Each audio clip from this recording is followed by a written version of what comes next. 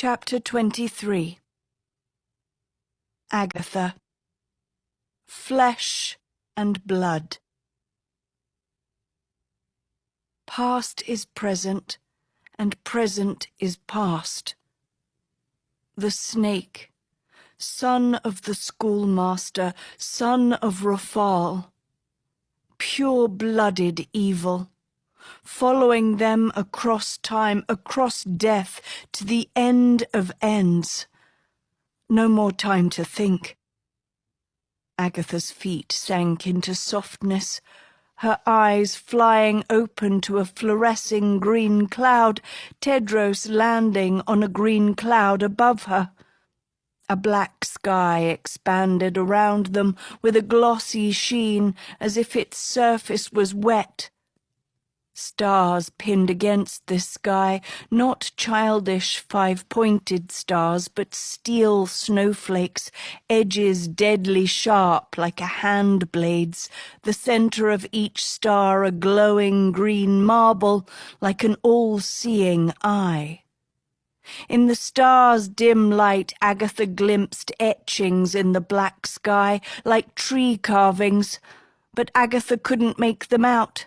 The darkness too thick. "Help me up," said Agatha, reaching for her prince. "The Celestium," Tedros surmised, hoisting her to his cloud. "Must be reflecting Merlin's mood, wherever he is." Except Agatha was on her toes now, shining her finger glow at the sky's carvings. Agatha's skin crawled. No, not Merlin's. She lit up the sky. J and A, J and A, J and A, J and A, J and A, J and A, J and A, Japheth and Auric.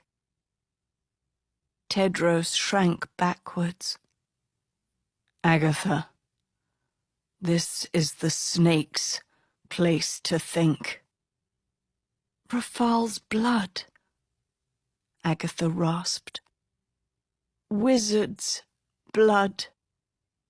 "Which means he knows we're here," her prince said.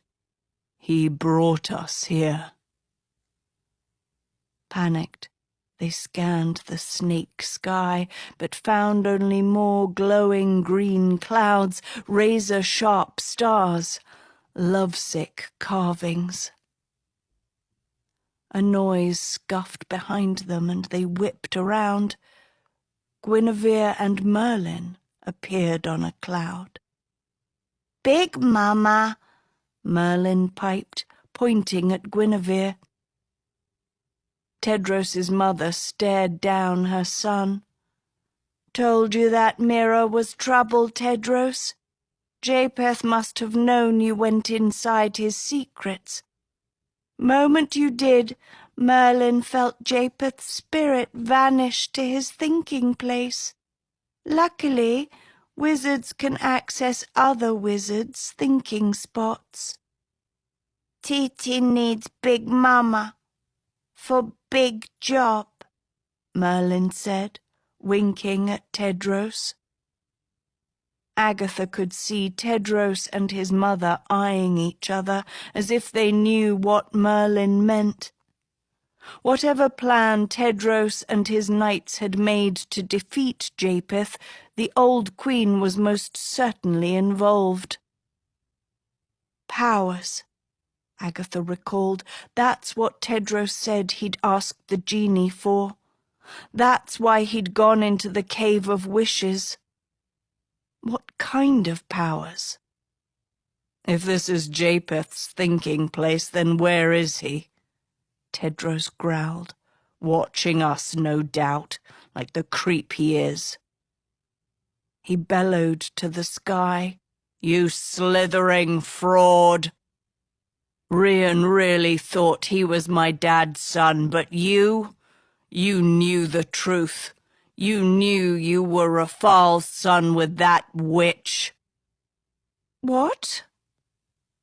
a voice gasped. Tedros and Agatha turned. Sophie was alone on a cloud, her face ashen. Couldn't remember if Titi needs Big Mama or not the mama, so I bring both, Merlin squeaked at Tedros. Agatha was already leaping to Sophie's cloud. I don't understand. Sophie spluttered in her friend's arms. Rafal's son. Japheth is Rafal's son, with Evelyn Sader. Her eyes brimmed with horror. RJ? Isn't that what Dean Brunhilde called him? R for Rafal, J for Japheth? Rian and Rafal? The names of twin schoolmasters passed down from father to sons. That's how he has wizard blood, isn't it? His eyes, they're like his father's, and that ice-cold touch. Oh, Aggie! The answers were there all along. That's why you could heal them. That's why they had to marry you, Agatha said. Because your blood gave Rafal's blood power. The same way it gives power to his sons. So they aren't Arthur's sons? For sure? Guinevere asked. Then Arthur would have known Tedros was his only child. Why would he create a tournament, giving an impostor a chance? Why would he risk his true heir? Agatha and Tedros glanced at each other, still without an answer to the question they'd asked themselves. Mama knows story, the wizard offered. Rafal old Ooga Booga, then young, still Ooga Booga. Kiss not the mama, hurt mama and Titi, then Rafal die, then not die, he mimicked stiff-armed zombies, then die again. Now small Rafal with snakes. Tedros blinked at him. Yes, Merlin, small Rafal with snakes, said Agatha, anxiously searching the sky. Where is he, Tedros? Sophie's scream hurt him badly. Maybe he can't last up here, Tedros guessed. Sophie was still mewling. Once upon a time I wanted to marry a prince. Now I'm the bride of Father Evil and his 2 sons. You didn't marry Rafal, you didn't marry Rian, and you haven't married Japheth, Agatha countered. They all thought your blood was the one, but you're not the one, because you're here with us. And how long will us last? Sophie asked fatally. He's made us the villains. He's turned the woods against us, with no consequence. We are the consequence, said Tedros. The Storian believes in us. Our school believes in us. My father believed in us. That's why I wear this ring. I'm his son. I'm the king, not Rafal's spawn. The only place scum like that can be king is in hell. Welcome to hell, then, came the reply. Dread snaked up Agatha's spine. Slowly she and Tedros turned. Japheth waited on a cloud in the sky. He wore his blue and gold king's suit, his sword strapped to his belt. His face was flecked with blood, his skin frayed at the edges like a mask about to fall. Tedros shot a spell, severing Japheth's sword strap, the blade plunging into darkness. Japheth looked up to see the prince bull-rushing him across clouds, Tedros's fists raised. Japheth waved a hand, magically sweeping a cloud out from under him. The prince flailed, crashing to Sophie and Agatha's cloud, knocking the two girls down. Agatha lurched up, expecting the snake to attack. But Japheth hadn't moved. "You cheat your way into my brother's blood. You trespass into my secrets. You attack and hate, while I defend and fight for the one I love. So who's evil now? There is no limit to the wickedness you'll do to win, even raid my soul. Fitting then that you'll all die inside it." He paused. "But not quite yet." He sat down on a glowing green cloud. "You have most of it right, whatever that cheap mirror revealed," said Japheth. "Rian always believed King Arthur was our father, but I knew the truth about our parents because it was I who found the pen my father spoke of. I know which pen. Now I'll show you." He set his sights on Sophie. "After our mother's death, the Mistral sisters brought us that dress you're wearing. My mother's dress." Sophie's white gown morphed to blue, birthing 1,000 blue butterflies matching the dean's signature gown. All at once the butterflies flew off it, lighting up the snake sky with rich blue glow. They huddled like wish-fish, their wings turning colours, the butterflies painting scenes in brilliant mosaic. "The butterflies from Mother's dress led us to the garden of good and evil, an unmarked grave. There, the Mistrals said we would find Mother's will." The butterflies painted a grave and 2 copper-haired twins digging into it. "Instead, we found something quite unexpected." The grave opened, revealing dozens of metal slabs, long and thin, sharp at both ends like knitting needles. Agatha's eyes widened. Pens. A grave full of them. Identical to the Storian, but gold instead of silver. Each pen slightly different in size, shape, and carving. "This is what our mother wanted us to have. Pens that once belonged to King Arthur," the Mistral sisters explained. "Mother and the Mistrals had become friends, the same sisters who came to advise King Arthur after Guinevere and Merlin left him. Arthur had turned to drink, his mind dulled and judgment soft. The Mistrals wormed into his court, telling him what he wanted to hear, that he wasn't to blame for his queen leaving, that it was the Storian's fault, that he was the fated one true king, born to take the Storian's place. Overthrow the pen, they urged, claim its powers, become the one true king. Then he could write destiny as he wanted, then he could bring Guinevere back to him. All he had to do was get the woods behind a new pen. A rival Storian he would control, the king's pen.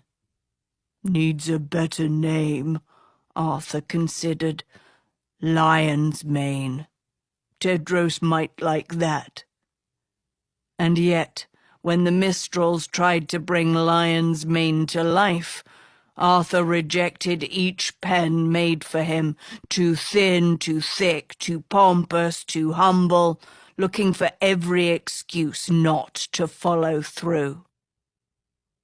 More and more pens heaped into the skylit grave, Lion's Manes discarded.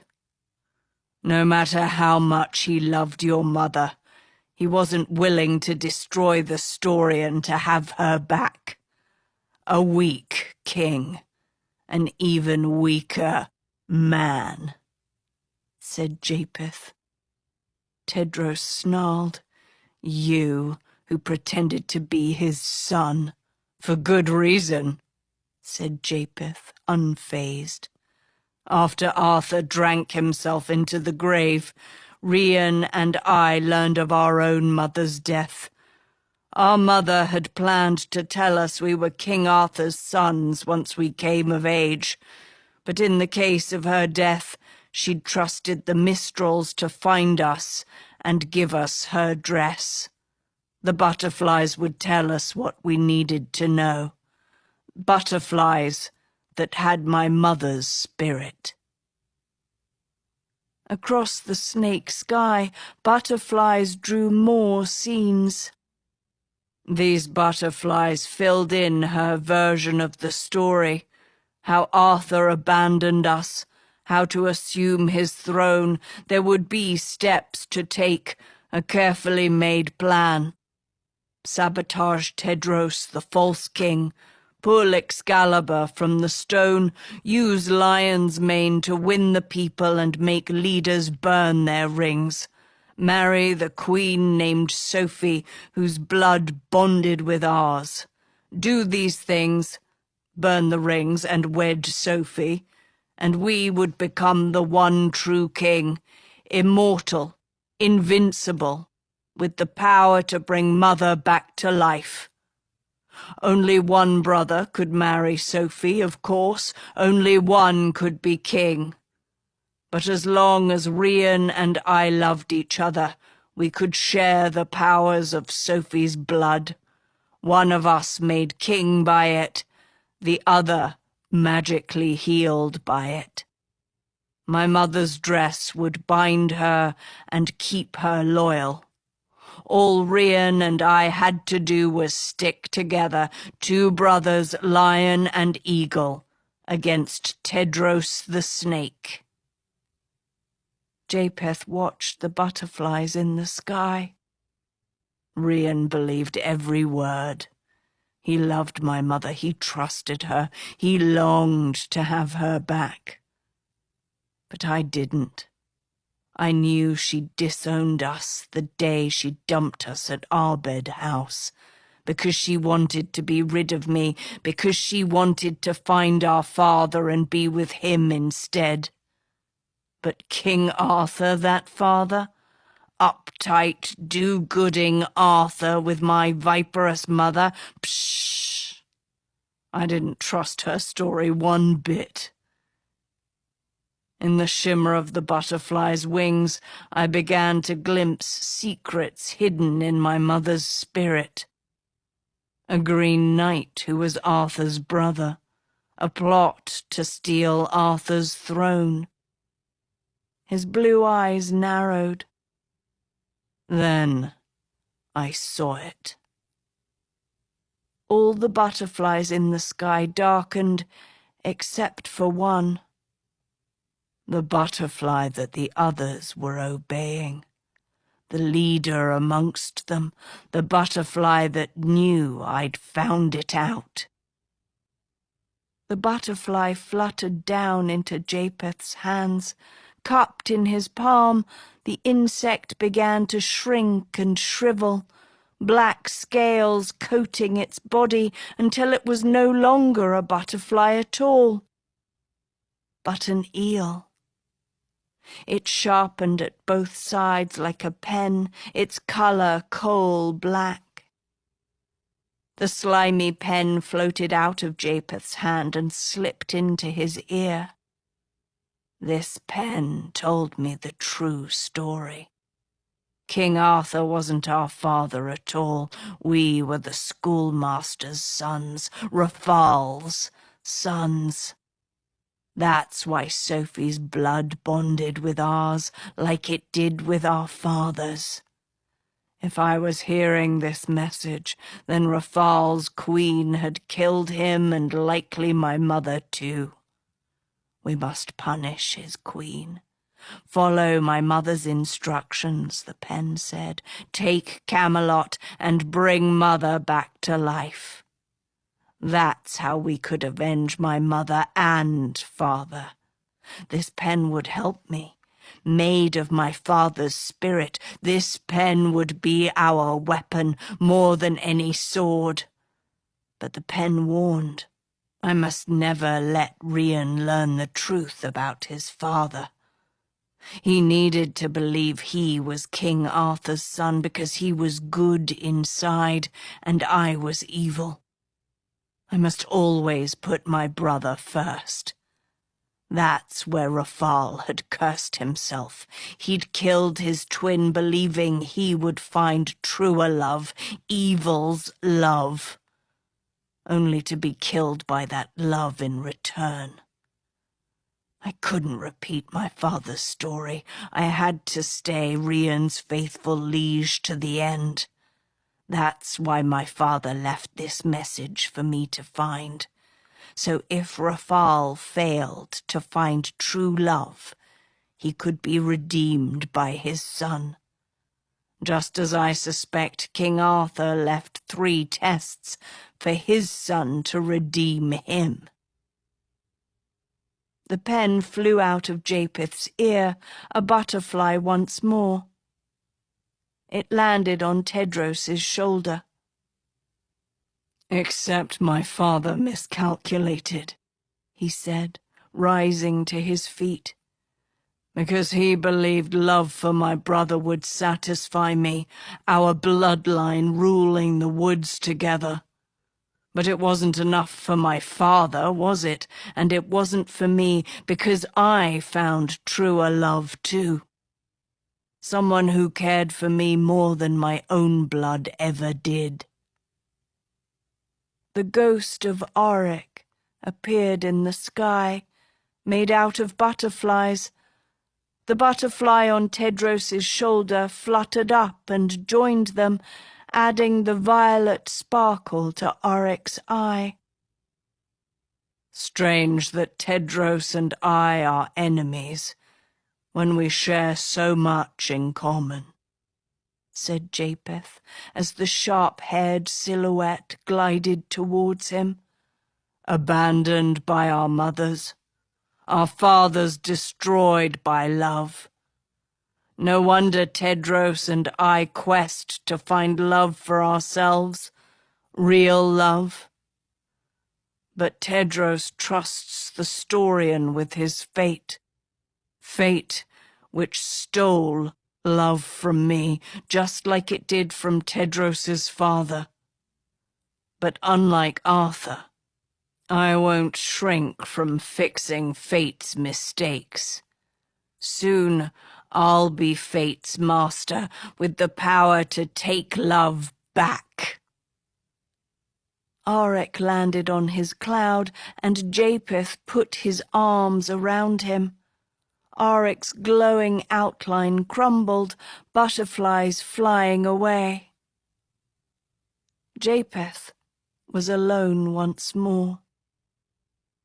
He smiled bitterly, his king's suit blackening to eels. "But first, there is a tournament to win," the snake said. "A last ring to burn." His eyes shot to Agatha. "Which means killing that." The snake's skins sharpened, about to attack. The light in the sky went out, every hint of green glow swallowed by hard, flat black. Agatha whirled around, expecting to be stabbed in the dark. But then she noticed Tedros gone from her side, and she could still see the shine off Japheth's suit, the snake frozen on a higher cloud like he'd been taken by surprise. Agatha held her breath, trying not to move. If he hadn't put out the lights, then who? The glint of his eels rippled as if he was turning in place, hunting his prey. It was clear he couldn't spot Agatha in her cloak. She was too far away, the sky too dark. Agatha smelled silky fragrance as soft wings closed around her. Sophie, her once white dress now turned to black feathers, lifting her friend from the cloud and silently flying her down to a lower one, farther away from Japheth.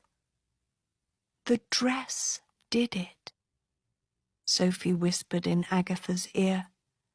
It killed the lights, so he couldn't kill us.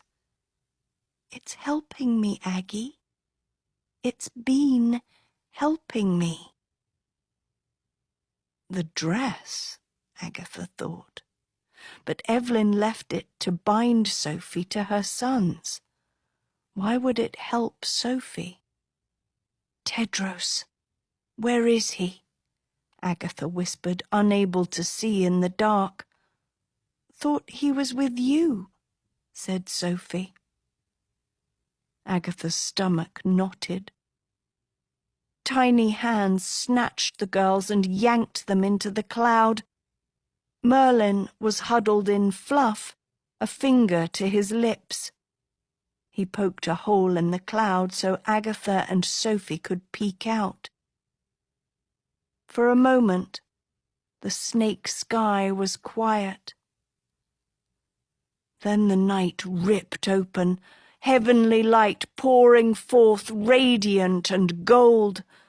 A shadow appeared in the glow, an imposing silhouette. Light caught his purple eyes, his ivory skin, the sharp barbs of his hair.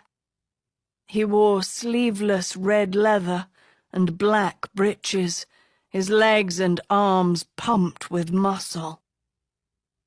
Agatha broke into a cold sweat. Impossible, Sophie breathed. He was dead. They'd seen him die. But here he was, as if he'd never died at all. Agatha looked around for Tedros or Guinevere, but the sky was empty. Just the snake and the boy.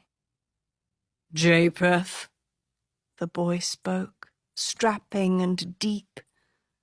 The snake gave him a dead, chilly look, then continued to search the sky. Cute trick, Merlin, he called out, looking everywhere but at the boy. A mimicking hex or a transmutation? Agatha glanced at the 6-year-old between her and Sophie, nervously biting the end of his hat. The most Merlin could do was conjure shapes and play fleeting pranks. No way this was his spell.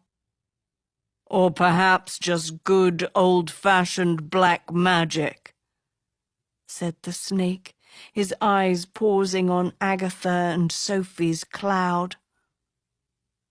I thought you'd say that, the boy replied, hopping smoothly from cloud to cloud until he reached the one across from Japheth's. That's why I veiled our meeting from the others. They can't see us, and we can't see them.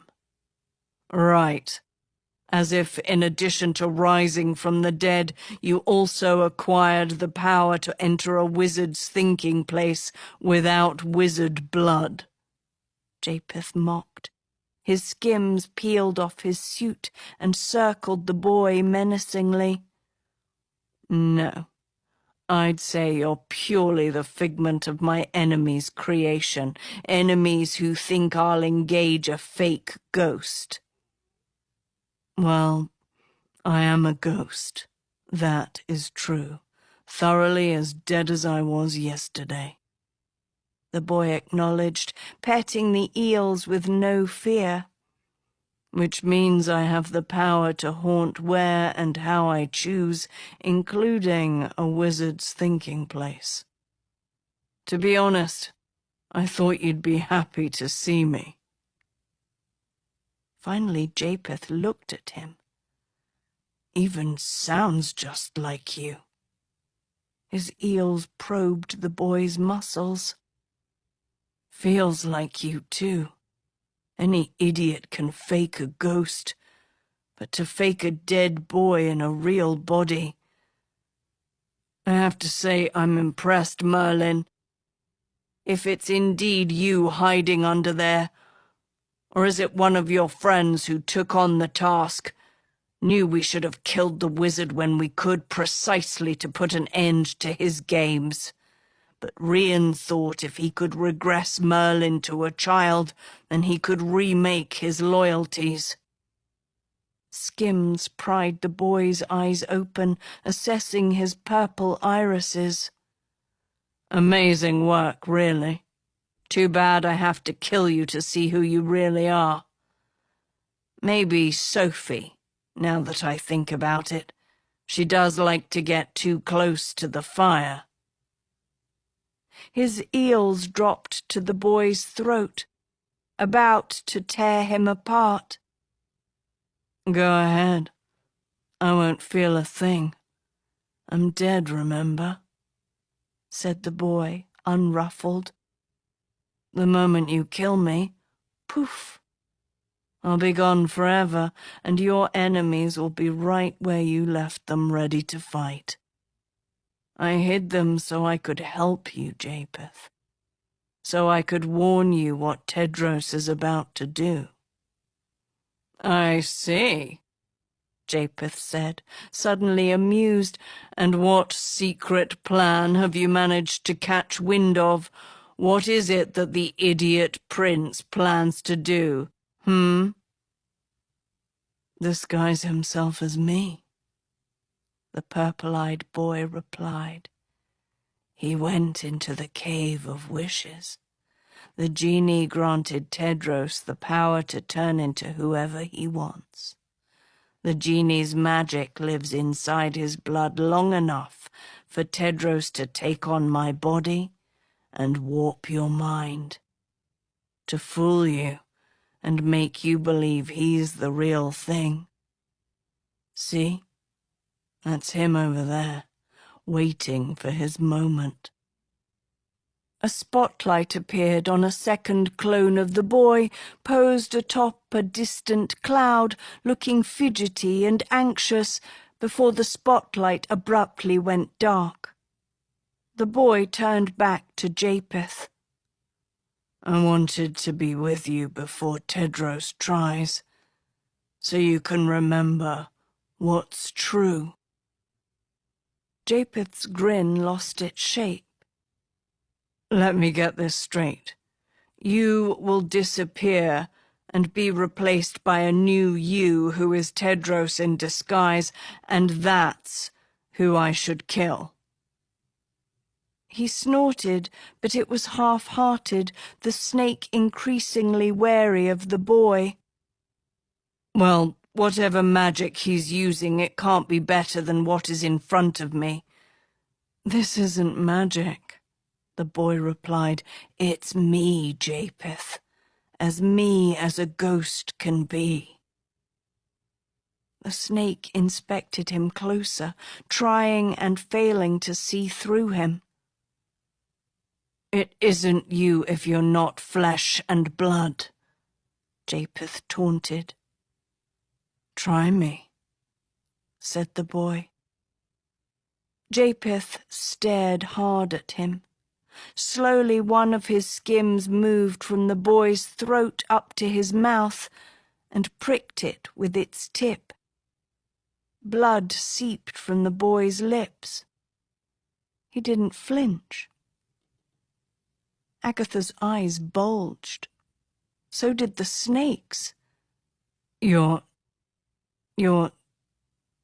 real? More real than the real thing, said the boy. Japheth's face warmed with colour. He leapt onto the boy's cloud. Auric? He put his nose to Auric's neck, inhaling his skin, touching his nose, his cheeks, before his arms clasped hard around the boy's chest. It's you. Exactly you. Tears flooded Japheth's eyes. From her hiding place, Agatha watched a murderous snake embraced with a murderous savage, the two of them so close and bonded, their love almost human. Emotion tickled her throat, which she instantly shoved down. She couldn't let herself feel, not for these two, even her with a heart so stubbornly good. What's happened to you? Auric whispered, holding the snake tight. Changing yourself to look like Rian, pretending to be your own brother. The Japheth I know wouldn't have done that. Kill Rian, maybe, but not become him. He smiled wryly. Not lose wild, beautiful Japheth along the way. I did it for you, Japheth said tensely. Everything I've done is for you, to get you back. And then what? I have to be with Rian in my new life, and his terrible haircut and fake tan. I have to join your charade, said Auric. I'll tell the people the truth about who I am. You'll be my new liege. Ah, yes, Japheth the snake, who attacked their kingdoms, murdered his brother and pretended to be his brother, now forgiven and welcomed as Camelot's new king. More than that, the one true king who controls all their lives with his new pen, and oh, he's bringing his love back from the dead with him, who just happens to be a boy. Then I'll give up my crown. They'll kill you, Japheth. They'll kill us both. I don't want to be brought back to life, just to die a more ignoble death than I suffered the first time. Japheth was shivering now, utterly overwhelmed. You don't know what I've done for you. Are you really turning down the chance to come back to life, to have a second chance with me? It can't end this way, with you just leaving. This isn't the end, Auric promised. But I'm at peace now. If you love me, Japheth, you'll let me go. The time will come when we'll be together again, but not like this. First, you have to be who you really are. Not some snake out to get revenge on my behalf. Surrender the crown that isn't yours. Admit your deception to the people, even if you're punished for it. Even if Excalibur takes your head, tell the truth and it will set both our souls free. We'll be together forever then. But fight too hard against fate, and your spirit will never find mine. Because you can't escape your fate, no matter what you want to believe. I learned that the hard way. Japheth nestled into him. Where was this Auric when you were alive, who is so thoughtful and loving, who speaks so tenderly to me? Do what I tell you, dear Japheth. Auric pressed. Give us a second chance beyond this world. I'll be waiting for you. Japheth gripped his shirt. No, not yet, please. Stay with me. I don't have that power, friend. Then let me ask for one thing before you go. Gently, Japheth reached a hand to Oryx's gashed mouth, wiping away blood with his fingers. The one thing I need from you to have peace. Anything you wish, said Oryx. Japheth held his gaze.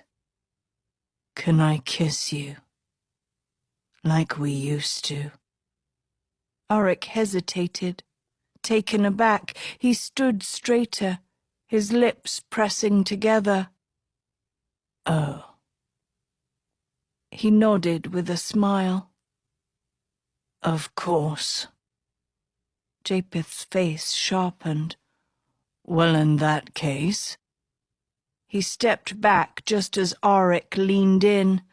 Let me reconsider. Because we never kissed when you were alive. Your rule. His fingers were shiny with Oryx's blood. The real Oryx would have known that. The real Oryx was ashamed of our love. Which means you must not be Oryx at all. You're exactly what you warned me about. Tedros with the power to turn into whoever you wish. And that second Oryx over there was just a trick to make me believe what you were saying. Your mother, I'd bet, from her bumbling pose. She must have the genie's magic too. A decoy made to sell me your plan. So close, Tedros, so close to getting me to give up. Only one wrinkle in your plan, arrogant prince. I have your blood on my fingers, your genie-hexed blood with shape-shifting power. The snake bit his own lip, splitting it open. He licked his fingers, letting his and Oryx's blood mix. And now that blood is in mine, said Japheth. Oryx's irises suddenly went blue, Tedros blue, the prince's eyes bright with panic. The snake smiled at him. Let the games begin. In his sky, the light snuffed out, like a door slammed shut.